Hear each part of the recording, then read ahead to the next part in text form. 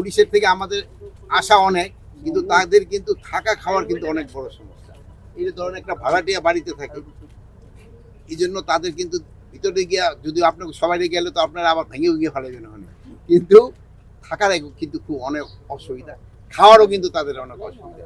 এগুলি জিনিস কিন্তু আপনারা আমরা প্রজেক্ট করেন না, এগুলি বলবেন যে এদের থাকা এবং খাওয়ার উন্নতি করা দরকার, এদিকে আপনাকে খেয়াল রাখতে হবে। আপনারা খালি ওদের থেকে চান, কিন্তু ওদের তো দিতে হবে কিছু। ইন্টারপোলের আপডেটটা লেটেস্টটা তো ওই আগে যেটা আছে ওই ওই অবস্থায় আছে।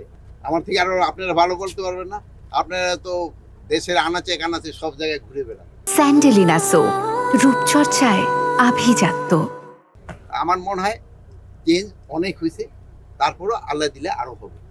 দেখেন এই রোজার সময় আইন শৃঙ্খলা পরিস্থিতি যে যাই বলুক না কেন, আগের থেকে অনেক উন্নতি হয়েছে। পুলিশের ধরেন যে এই ধরনের আসামি ছিনতাই করে নিয়ে যাচ্ছে, এইগুলির ক্ষেত্রে আপনারা বলবেন, এবং যারা ছিনতাই করে নিচ্ছে তাদের কিন্তু আবার আমরা আইনের আওতায় নিয়ে আসছি। এগুলি ক্ষেত্রে আপনারা সত্যি ঘটনা যেটা সাথে সাথে জানাবেন, আমরা ব্যবস্থা করব।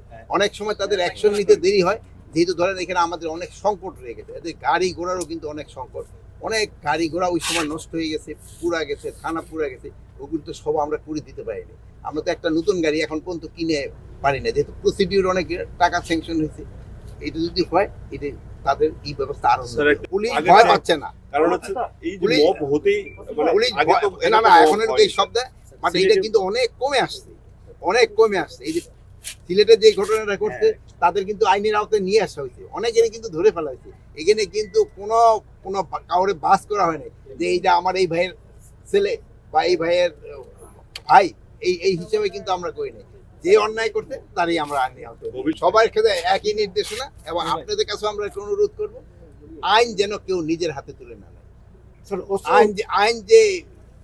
আইন প্রয়োগ করার যারা তাদের হাতে, তাদের যতটা এক্সপেকটেশন ছিল আমরা অত উদ্ধার এখনো কমপ্লিট হয় নাই। আমরা চেষ্টা করে যাচ্ছি উদ্ধার করতে, যেটা নিয়ে আমরা পারিনি ওইটা তো আমরা সেই অস্ত্র বাইরে থাকলে তো কিছুটা হুমকি থাকবো। যেমন ধরেন এখন আপনি এখন রোদ্রে দাঁড়িয়ে রাখলে একটু গরম তো লাগবে।